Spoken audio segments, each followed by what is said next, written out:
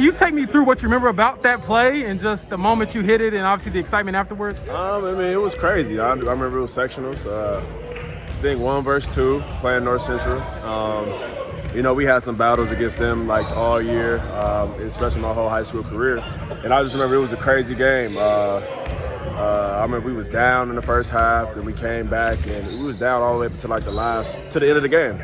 And we knew if we had a chance to get that last shot, it was gonna go in. So I got the ball, was able to hit a spin move, and I shot it, and it went in. And everybody went crazy. Everybody stormed the floor. I celebrated. I see everybody storming the court after me. I run in the hallway. Everybody followed me into the hallway. I come back to the court. Everybody followed me back to the court. So, I mean, it was fun. I mean, especially in high school, senior year.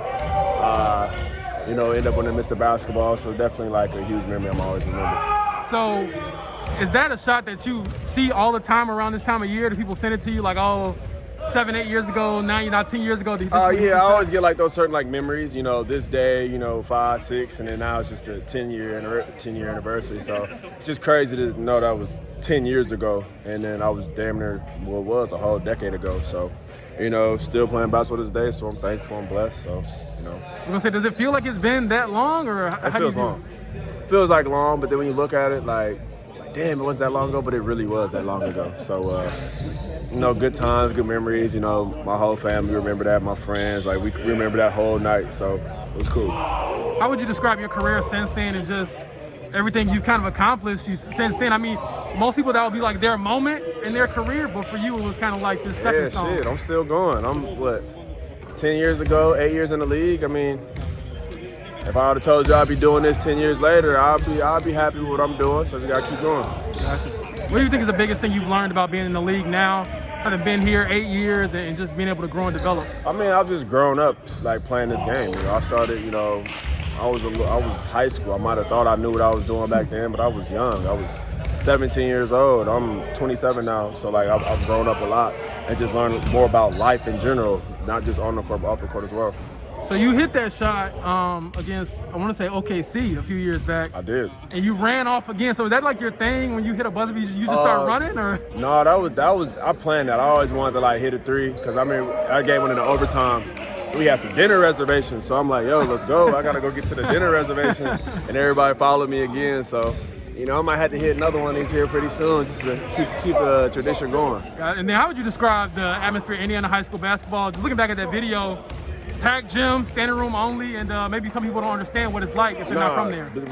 I don't think people realize like the era of time we had, like, you know, even like the time before me, you know, started with, you know, I remember going to them high school games, watching Eric Gordon, Mike Conley, Greg Oden, and just the environments and how that just inspired me and how I looked up to those guys. And, you know, for us to have such a group, especially the 2012 class, I think that's one of the best high school basketball classes we've had in the state of Indiana. It's just like basketball during that time was competitive, it was fun.